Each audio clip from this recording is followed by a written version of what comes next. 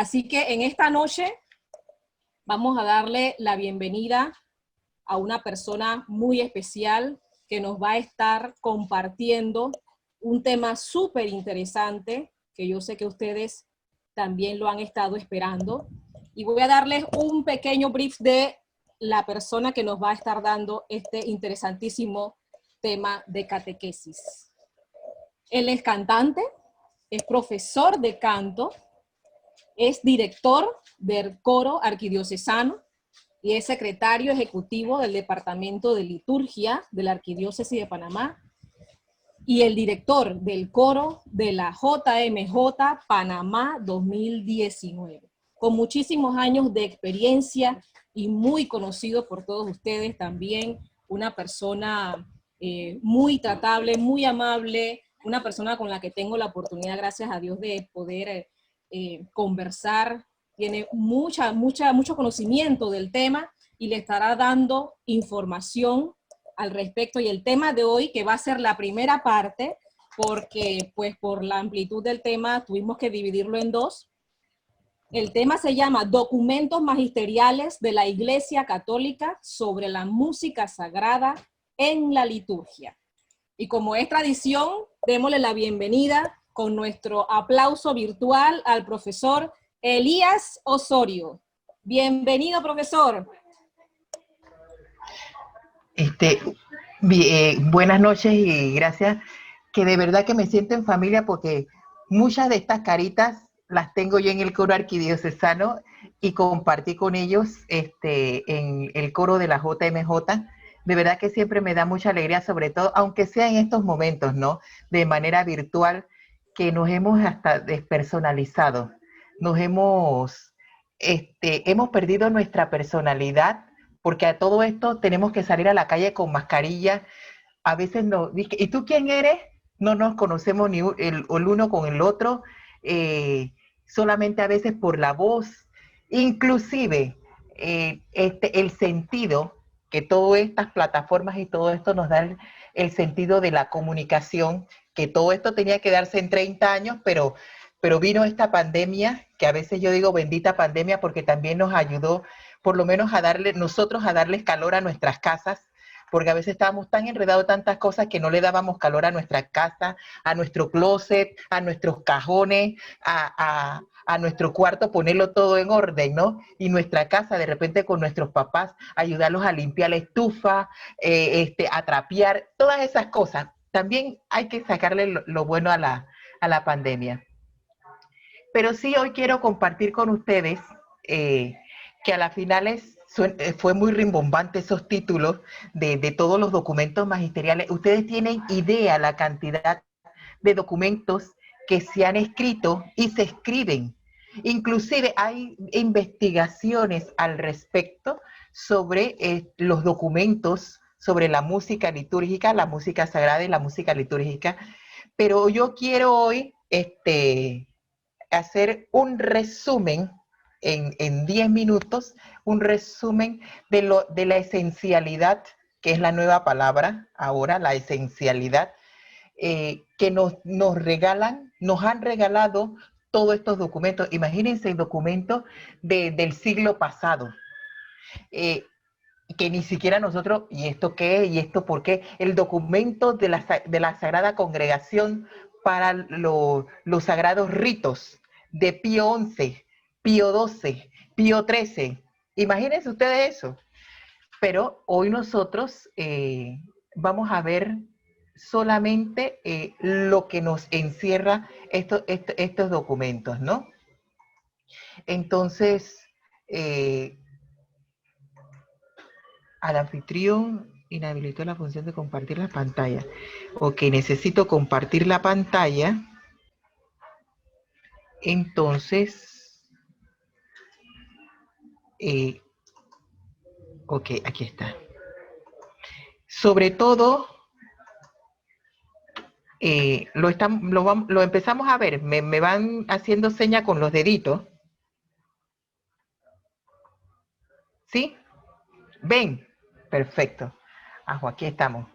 Entonces, miren, yo quiero ver con ustedes es cosas muy generales y puntuales, porque todos los documentos a lo largo de los años, lo que han querido potenciar y lo que nos han ido diciendo, la importancia que tiene nuestro servicio en la celebración litúrgica. Esa es la esencialidad. Entonces, la liturgia cristiana desde los orígenes es un canto de alabanza. Nosotros hemos estado viendo todo esto y podríamos presentar un listado, que era lo que yo les estaba diciendo, sobre los documentos del motu propio de Pío X. Imagínense ustedes en 1903. Él es el de la célebre frase de que vivir bien, quien reza bien. Entonces nosotros nos sumamos y enriquecemos esa frase, quien canta bien, reza bien. Entonces, podemos decirlo también nosotros hoy, ¿no? Pío XII, 1928, sobre la música en el culto divino. Y en 1955, lo que yo había mencionado sobre la instrucción de la música sagrada y en la congregación de los ritos. Pero yo me voy a referir a un documento que ha sido el eje para nosotros, todos, y rige para todo, que data de 1967. Imagínense ustedes, muchos de nosotros no habíamos nacido, aunque ustedes no lo crean, no habíamos nacido en 1967. Y es precisamente el documento Música Sacra sobre la Sagrada Liturgia, y que da pie a la renovación conciliar del Vaticano II. Y es precisamente este documento aclara la función que desempeñan los divinos oficios, promulgados al principio, y de allí en adelante todos los documentos que han emanado del Música Sacra esperan que tanto los pastores, músicos y fieles acojan con buen espíritu las normas que se llevan a la práctica, y de esta manera todos y cada uno se esfuerce por conseguir un verdadero fin de la música sagrada, que es la gloria de Dios y la santificación de los fieles. Ese es lo primordial. Y que todos los fieles se santifiquen. La música, lo primero del resumen de todos estos documentos, nos dicen que la música es para la expresión de la fe. Entre los muchos signos y símbolos usados por la Iglesia para celebrar su fe, precisamente la música es la de importancia preeminente. Y todos nosotros, los que de una u otra manera participamos en la Jornada Mundial, podemos constatar, palpar, todo lo que ustedes quieran, todos los sinónimos que ustedes quieran al respecto. Muchos de los muchachos que participaron, bueno, no de los del coro precisamente, pero sí de los que participaron en la celebración litúrgica, no hablaban nuestra lengua materna. Pero a través de la música, a través de los ritmos, ellos lograron sensibilizarse, conectarse y adentrarse de manera consciente y plena en la celebración litúrgica de esos días. Como el canto sagrado unido a las palabras forma una parte necesaria y esencial de la liturgia solemne, sin embargo, la función de la música es ministerial. Debe servir y nunca dominar. Entonces, ¿qué es lo que este documento de música sacra nos aclara? Que nosotros somos un ministerio. Por eso es que ahora ustedes escuchan que surge el Ministerio de Música Sal y Luz, el Ministerio de Música tal cosa, el Ministerio de Música X o el Ministerio de Música Z. Esta palabrita de ministerio es ministro, significa servidor. El ministro de Salud es el servidor. Por eso que nosotros podemos decir, oye, pero nosotros les pagamos los impuestos a los ministros. Claro que sí, porque nosotros lo elegimos a ellos para servir. Y así nosotros, de igual manera, nosotros en la celebración, nosotros somos servidores. Es cierto que no nos paga la asamblea, porque a nosotros el que nos paga con creces es el Altísimo. pero nosotros tenemos la gran responsabilidad de servir plena, consciente y activamente a la asamblea, nuestros primeros destinatarios en la celebración.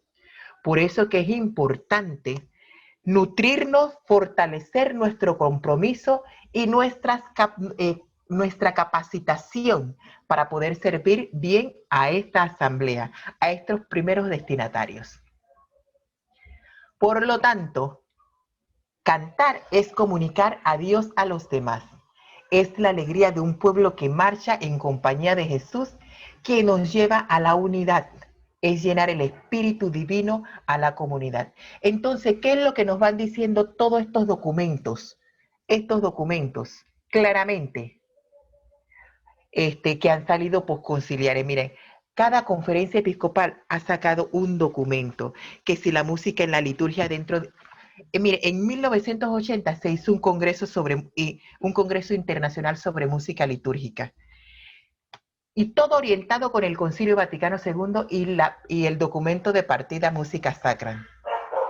Pero ¿cuál es el resumen de este gran documento? Que el canto es alabanza y júbilo, que es la expresión y fruto de la conciencia de que Dios se tiene una experiencia de comunión con Dios, que es un memorial, que tiene que ser proyección en la vida, que es la expresión de la espiritualidad que se vive, que es un producto de oración, componer seguro que nos lleva a orar. Es una función evangelizadora. De allí que el resumen, no solamente de este documento, sino que en el año de 1985, la Asociación Santa Cecilia, porque esto no es primera vez que se está haciendo el coro Santa Cecilia ni nada, no, inclusive a mí me tocó participar en el año 2017, sí, en el 2017, en un simposio en Barcelona sobre música sagrada y sobre directores corales. En ese simposio, precisamente, había una asociación Santa Cecilia que data de 1985. Imagínense ustedes. Y allí nos explicaban qué era lo que es, sobre todo, la música. Que la música será tanto más santa cuando más íntimamente esté unida a la acción litúrgica. Entonces, ¿qué pasa?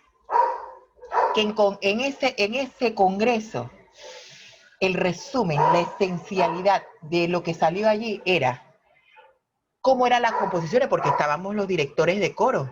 Entonces, para poder orientar a los compositores, que me imagino también ustedes previamente han tenido una capacitación sobre las composiciones. Pero aquí, en este documento concretamente, nos va a decir que para que una música sea y tener nosotros la claridad en el criterio, tiene que ser en los textos bíblicos, es decir, que refleje la escritura. Que sea litúrgico, apropiado al momento celebrativo. Teológico, es decir, con ideas o contenidos teológicos sólidos, serios, no superficiales, y que debe reflejar la comprensión teológica actual. Debe ser eclesial, porque debe reflejar la experiencia de la iglesia, que es comunitaria. Pastoral, porque debe ser adaptado a la cultura y a la índole de la comunidad que está celebrando. De hecho, este detalle, que a veces nosotros no lo tenemos claro, pastoral, que debe ser adaptado a la cultura, no es lo mismo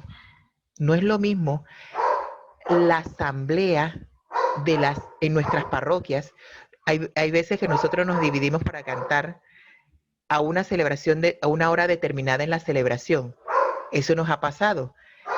Unos cantan a las 8 de la mañana, otros cantan a las 10, otros cantan a las 11. Y yo estoy seguro que muchos de ustedes dirán, bueno, es que a mí lo que pasa es que a mí me toca cantar en la misa de los niños. Otros dirán, no, a mí me toca cantar en la misa de los jóvenes. Y cada una de esas asambleas tiene una realidad cultural. Eso tengámoslo claro. Por lo tanto, uno de los criterios para evaluar el repertorio y la música que nosotros vayamos a utilizar en la celebración es el criterio pastoral. La cultura de la comunidad que está celebrando.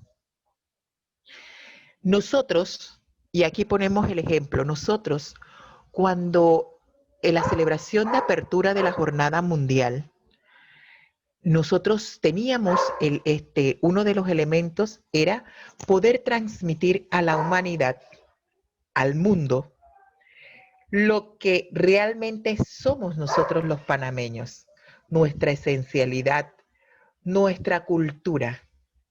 Y el primer elemento cultural, el elemento que rompe las barreras, es la música.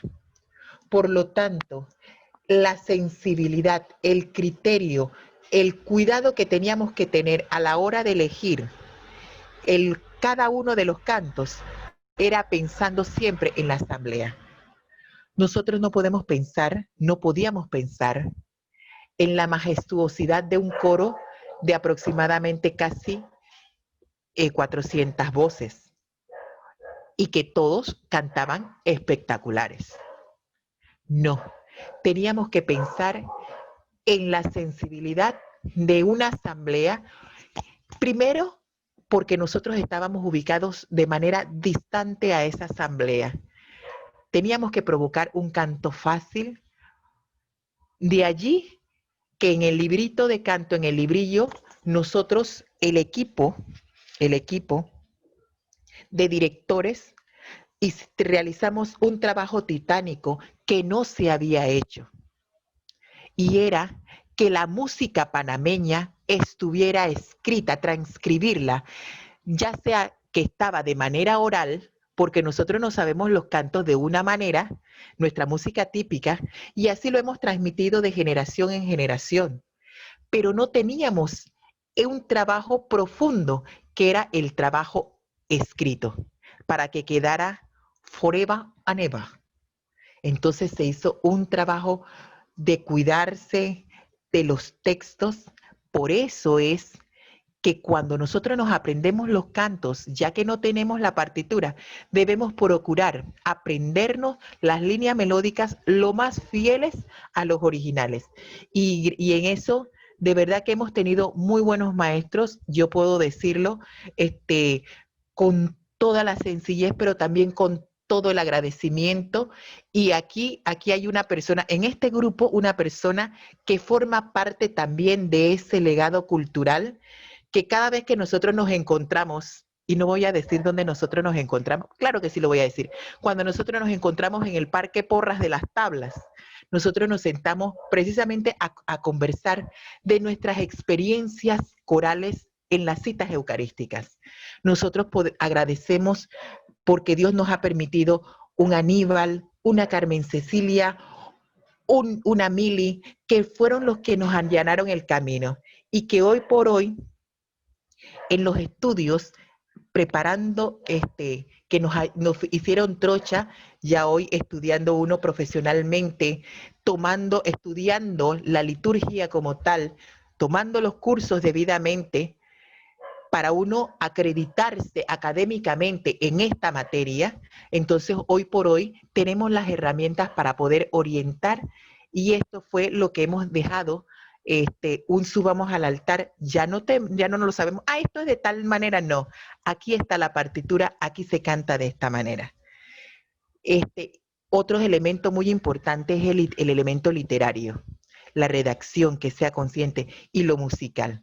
Precisamente las conferencias episcopales de cada país, las conferencias de los obispos y sus departamentos de liturgia, son los encargados de orientar y revisar y aprobar las nuevas inspiraciones que surgen en cada comunidad eclesial a través de los talentos de los compositores.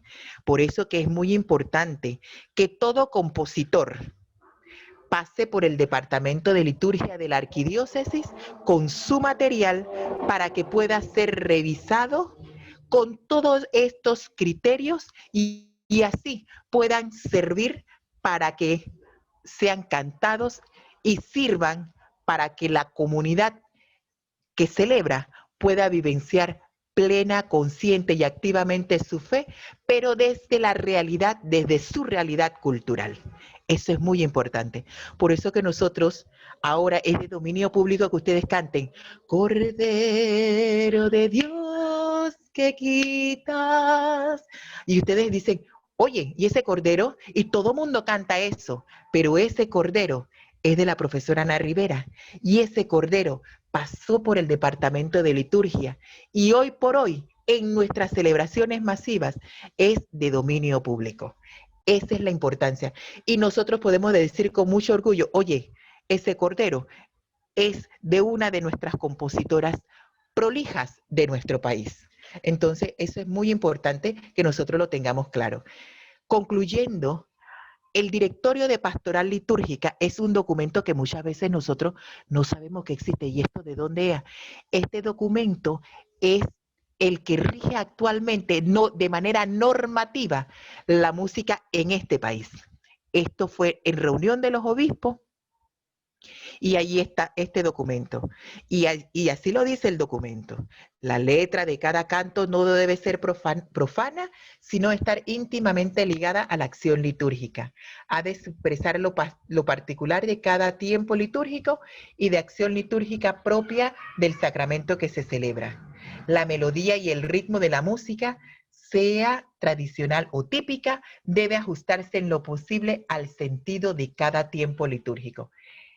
Debe permitir la participación activa de la asamblea. Los obispos y demás pastores de las almas procuren cuidadosamente que en cualquier acción sagrada con canto, toda la comunidad de los fieles pueda aportar la participación activa que le corresponde. Entonces, los cantos no se deben escoger al azar. Eso nos lo dice el directorio de pastoral que rige en Panamá. Los cantos del ordinario de la misa exigen fidelidad en cuanto al contenido de sus textos, aunque sea en música que admitan variedad y creatividad. Y dice, debidamente aprobadas. Deben respetarse aquellos que señala el misal romano, Kyrie, Gloria, Credo, Santo Padre Nuestro y Cordero de Dios. Además de los de las celebraciones, los otros de las celebraciones. Entrada, agradecimiento, etcétera, etcétera. Es la asamblea entera la que celebra y expresa su alabanza, gratuidad y súplica mediante oraciones y cantos. El canto de los feligreses es conjuntamente con el celebrante y los demás ministros que conforman la asamblea, es una manera privilegiada.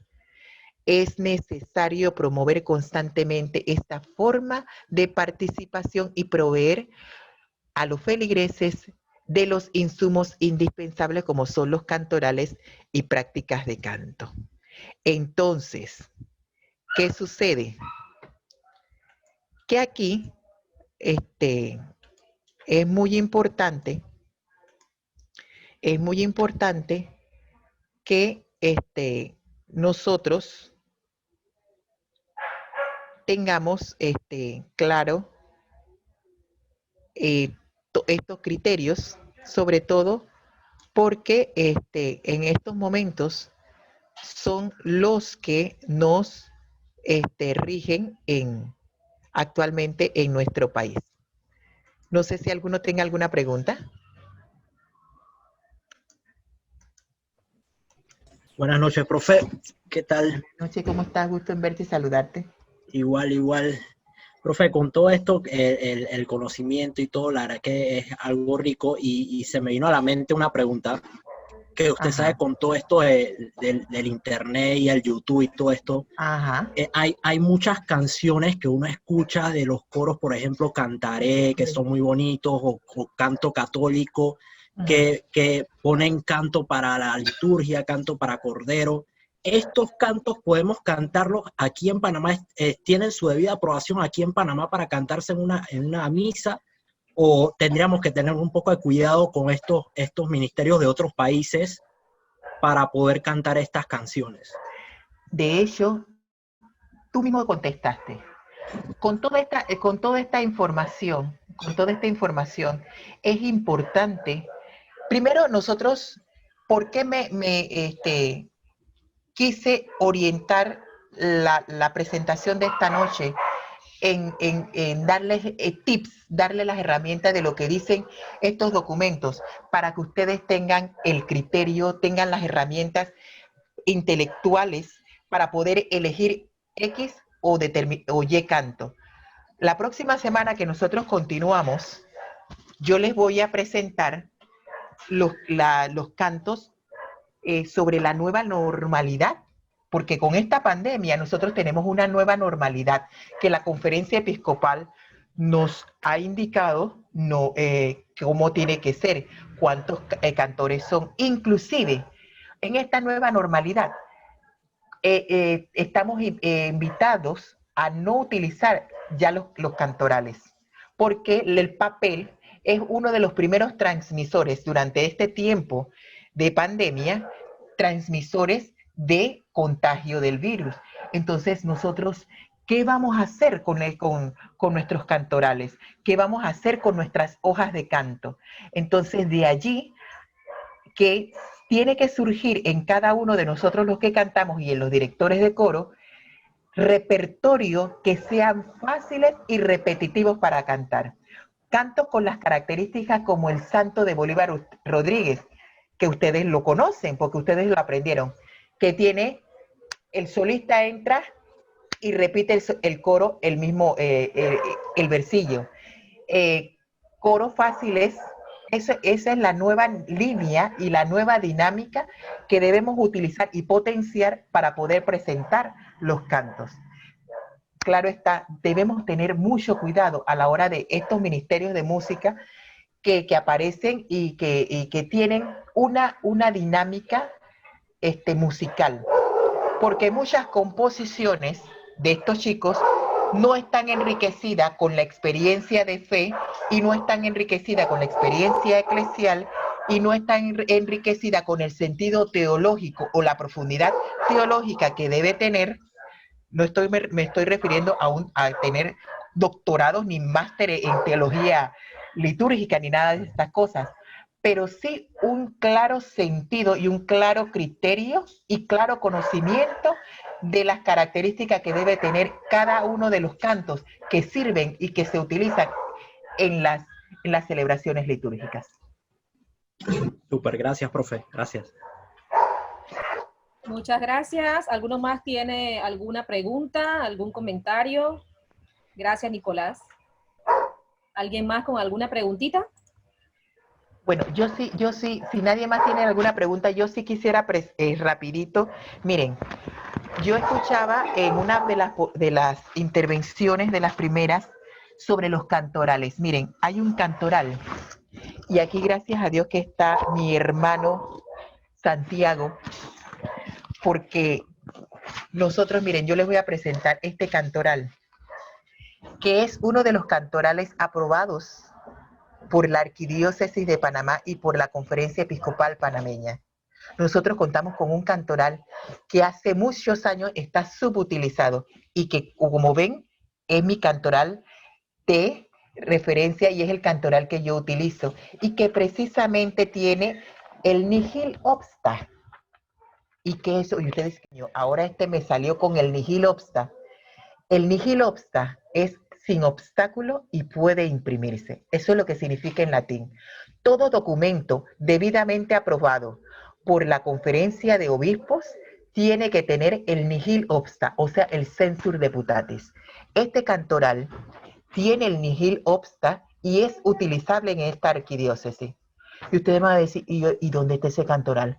Este cantoral lo preparó Carmen Cecilia Carrasco, que ha sido subutilizado y que sigue en vigencia porque muchos de los cantos que aparecen aquí, según el sentido y el criterio litúrgico, no se ha completado en su totalidad. Otro cantoral que tiene también su debida aprobación, su censur deputatis por el Departamento de Liturgia, es precisamente que es el cantoral de Santísima Trinidad. Y aquí el cantoral tiene la aprobación, el nihil obsta aprobado por el director del Departamento de Liturgia, Padre Monseñor ahora Rómulo Daniel Aguilar. Si ustedes tienen dudas al respecto sobre orientación musical, yo les voy a remitir a un documento que es muy importante y que nosotros y el próximo año, por favor, porque siempre tiene artículos sobre la música y la liturgia, es el calendario litúrgico de nuestra arquidiócesis. El calendario litúrgico del 2017 tiene para introducir cada mes una orientación, y en el mes de agosto siempre van a encontrar en el calendario litúrgico la orientación sobre la música y la liturgia en el mes de agosto. ¿Por qué? Porque el mes de agosto es el mes de mi cumpleaños. Y yo preparo el calendario litúrgico con la finalidad de que todos ustedes los que cantan puedan tener las orientaciones debidas. Aquí tiene los criterios para elegir el canto adecuado. Y el del próximo año aparece tema para ustedes, los cantores, para los directores de coro, todos estos detalles aparece en el calendario litúrgico. Y el directorio de pastoral litúrgico del que yo me refería, que también habla sobre los cantos, aquí aparece, aquí está vigente y está de venta, que tiene en el anexo sobre el canto, para orientarles, para ayudarles, para aclararles todas sus dudas, porque usted va a decir, oye, pero ¿dónde yo consigo estos materiales? Aquí está. Y próximamente estamos preparando nuestra plataforma a través de, precisamente, de la Arquidiócesis de Panamá, para que el Departamento de Liturgia pueda subir todas estas formaciones que hemos tenido, todas estas orientaciones en la plataforma, y así ustedes las puedan extraer. Un abrazo, muchísimas gracias, y la próxima semana, la nueva normalidad. ¿Qué nos trae la nueva normalidad? ¿Cómo tiene que ser el canto de la nueva normalidad? ¿Cuántos cantores pueden estar en la nueva normalidad? El final de los coros, que tentativamente pareciera que los coros dejaran de existir con esta pandemia, pero no. La próxima semana ustedes van a tener todas esas respuestas a estas incógnitas.